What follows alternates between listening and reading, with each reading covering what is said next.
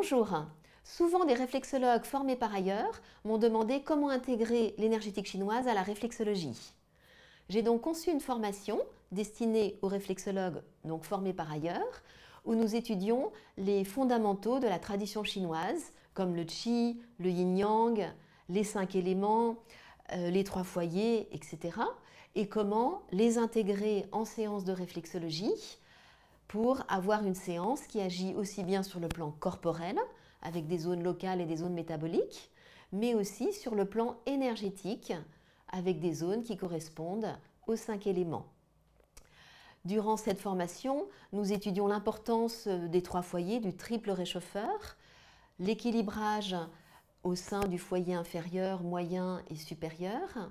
Nous étudions également la prise de pouls chinois, qui est un outil que je considère absolument extraordinaire pour nous guider dans nos soins. Parfois, il y a des réactions aux séances qui sont inconfortables et il faut différencier s'il s'agit d'une aggravation ou s'il s'agit d'une réaction d'élimination un peu plus forte ou de restructuration, comme on dit. Et pour cela, il nous faut différencier et étudier plein d'aspects différents pour bien faire la différence. Et la prise de pouls chinois est un des outils qui est un repère quand même très fiable, parmi d'autres. Durant cette formation, donc, nous nous concentrons sur les correspondances physiques et énergétiques des 5 éléments, mais aussi sur les correspondances psychiques.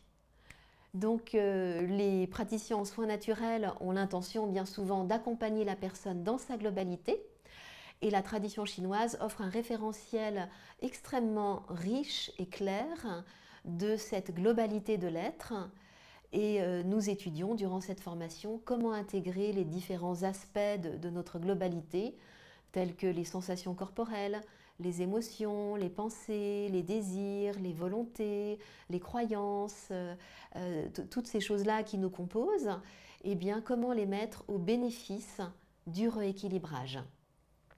Il est en effet admis, même en Occident, que nos vécus difficiles affectent notre santé et prendre en compte la personne aussi bien sur le plan physique que psychologique ou plus subtil permet vraiment d'apporter une profondeur, une richesse dans l'accompagnement. Cependant, il est nécessaire que cette prise en compte des émotions, des affects, soit faite de manière structurée, de manière fondée, pour pas s'embourber dans des interprétations ou dans des zones un peu floues, un peu brouillardeuses, où on y va un petit peu au hasard. Donc nous étudierons durant cette formation comment structurer le soin et comment le fonder, même s'il s'agit d'aspects subtils et délicats, comment les fonder dans une approche qui est clinique, qui est basée sur de l'observation. Je me réjouis d'avance de partager ces connaissances avec vous et je vous dis à très bientôt.